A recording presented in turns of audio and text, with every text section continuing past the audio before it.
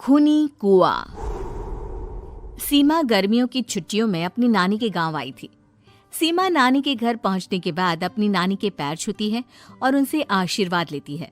तभी उसकी नानी उससे कहती है, इतनी बड़ी हो गई मेरी सीमा, चल जल्दी से हाथ मुंह धो ले, मैं तेरे लिए खाना लगा देती हूँ। भूख लगी होगी ना? हाँ नानी, भूख तो लग रही है मुझे, आपके हाथ के बने हुए पीले दाल और चावल खाने की। कितना टाइम हो गया है मुझे आपके हाथ का बना हुआ दाल चावल खाए हुए। तू तो नौकरी में व्यस्त थी, तो तुझे कहाँ से टाइम मिलेगा अपनी नानी के लिए? और जब इतने टाइम बाद आई है तो ज्यादा टाइम के लिए रुक कर जाएगी तू।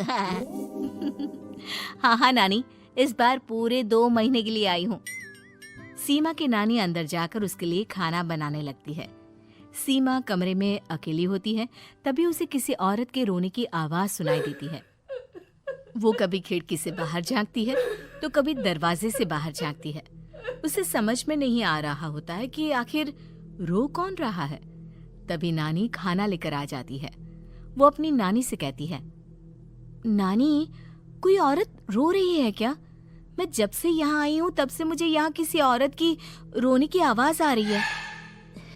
हे भगवान, कहीं ये वही तो नहीं? बोलो ना नानी। अरे कोई नहीं रो रहा, ये तेरे मन का वहम है।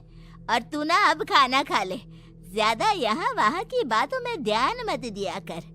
जल्दी से खाना खा और फिर मेरे साथ आ जा मेरे कमरे में, दोनों बैठकर खूब सारी बातें करेंगे। ऐसे ही अगले दिन सीमा अपनी नानी के साथ गांव के बाजार जा रही होती है। उसी रास्ते में फिर से किसी औरत के रोने की आवाज आती है। वो अपनी नानी से कहती है, अरे नानी, क्या सच में तुम्हें अभी भी किसी औरत की रोने की आवाज नहीं सुनाई दे रही? मुझे किसी औरत की बहुत बुरी तरीके से रोने और चीखने की आवाजें आ रही है। मैं बहुत परेशान हूँ नानी, आखिर ये कौन है? मुझे लगता है कि सीमा को शहर भेज देना चाहिए, यहाँ रहना उसके लिए ठीक नहीं। नानी बोलो ना, आप चुप क्यों हो जाती हो? सीमा, तू घर चल, मुझे तुझसे बहुत जरूरी बात करनी है। नानी सीमा को घर ले आती है और सीमा से कहती है, सीमा, कल सुबह तू शहर वापस चली जाएगी। अरे अचानक? आखिर क्या बात है नानी, आप मुझे ऐसे जाने को क्यों कह रही हो? मैं बस जो कह रही हूँ उस पर ध्यान दे। तू कल सुबह यहाँ से चली जाएगी, और ये बात मैं कोई मजाक में नहीं बोल रही। तू कल जाएगी तो मतलब जाएगी। अरे नानी, चली जाऊंगी मैं, ठीक है, पर आखिर बात क्या है ये तो बता दो।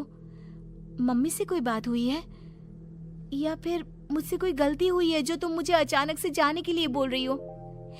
देख सीमा, रात बहुत हो चुकी है और मुझे इस बारे में कोई बात नहीं करनी। चल, अब चल के मेरे साथ सो जा। सुबह की बस पकड़कर तुझे शहर भी तो जाना है। सीमा को अपनी नानी का ऐसा व्यवहार देखकर बहुत ही अजीब लगता है। उसे कुछ समझ में नहीं आ रहा होता है कि आखिर उसकी नानी उसे अचानक से गांव छोड़कर जाने के लिए क्यों कह रही है। ये सारी बातें सोचते सोचते सीमा की आंख लग जाती है और वो अपनी नानी के साथ सो जाती है। ऐसे ही आधी रात को सीमा को फिर से किसी औरत की रोने की आवाज सुनाई देती है। वो उस औरत की आवाज सुनकर बार बार करवटें बदल रही होती है और तभी उसे सपने में भी एक अजीब सी औरत की परछाई दिखाई देती है, जो इतना चीख चीख कर रो रही होती है कि सीमा डरकर उठ जाती है। वो पूरे पसीने पसीने हो रही होती है। वो अपने आसपास देखती है तो घर में बिल्कुल शांति का माहौल होता है। सीमा घबरा जाती है। वो अपनी नानी को जगाने की कोशिश करती है, मगर उसकी नानी नहीं जगती। सीमा को फिर से उस औरत की रोने की आवाज सुनाई देती है। आखिरकार सीमा अपने आप को रोक नहीं पाती और वो घर का दरवाजा खोलकर बाहर निकलती है। आखिर ये माजरा क्या है? आज तो मैं पता करके रहूंगी। अब आवाज का पीछा करते हुए सीमा आधी रात को गांव के चौपाल के पास बने कुएं के पास पहुंच जाती है, जहां कुएं की चारों ओर बेड़ियां लगी होती हैं उन बेड़ियों में लगे हुए ताले के साथ एक लाल रंग का कपड़ा और माता रानी का कलावा बंधा होता है। उस कुएं में से सीमा को किसी के रोने की आवाज आती है। सीमा परेशान हो जाती है। इस कुएं में कौन है? कौन है यहाँ? सुनो, कौन है? कौन रो रहा है? वो चिल्ला चिल्ला कर पूछती है और साथ ही लोगों को जगाने की कोशिश करती है, मगर किसी को भी उसकी आवाज सुनाई नहीं देती। अब सीमा खुद उस कुएं के पास की बेड़ियों और तालों को खोलने की कोशिश करती है और किसी तरह कुछ देर की मशक्कत के बाद सीमा उसको खोल भी देती है। और जैसे ही वो कुआं खोलकर उसके अंदर झांकती है, सीमा उस कुएं में गिर जाती है। इतने में उसकी नानी की नींद भी खुल जाती है और सीमा को पास ना देखकर नानी परेशान हो जाती है। नानी घबराकर पूरे घर में उसे ढूंढने की कोशिश करती है, जिसके बाद उसकी नानी और सभी लोग उस खूनी कुएं के पास जाते हैं और सीमा की नानी कुएं के पास खड़ी होती है। सभी गांव वालों और सीमा की नानी को सीमा के चिल्लाने की आवाज आती है। बचाओ, कोई मुझे बचाओ।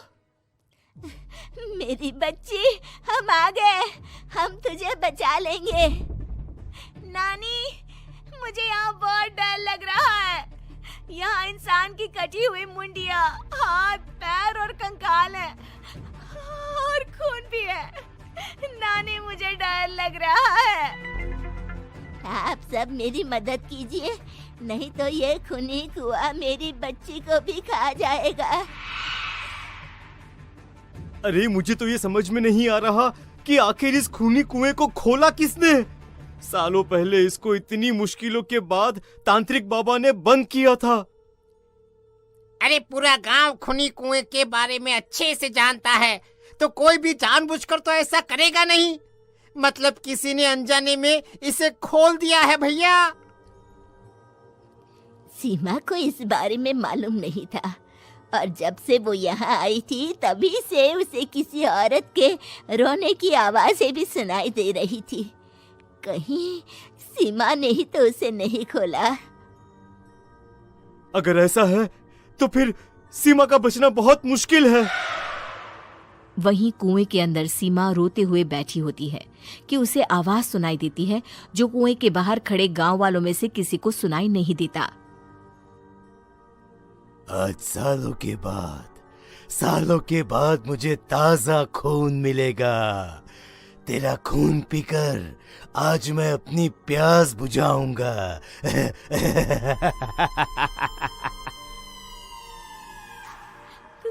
कौन है?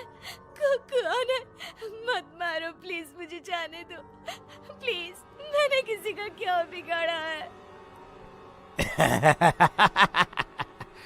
वो तुझे मरने के बाद पता चल ही जाएगा। जितने में गांव वाले और सीमा की नानी कुछ सोच पाते, उतने में उन्हें सीमा के चिल्लाने की आवाज आती है और अगले ही पल सब शांत हो जाता है। क्या हुआ? सीमा, मेरी बेटी। माफ करना बहन, लेकिन अब सीमा वापस नहीं आएगी।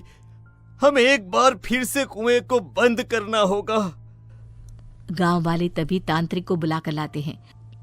एक बार फिर अपनी शक्ति से तांत्रिक बाबा उस कुएं को हमेशा हमेशा के लिए बंद कर देते हैं और वहां एक बोर्ड लगा दिया जाता है कि यहाँ आना मना है।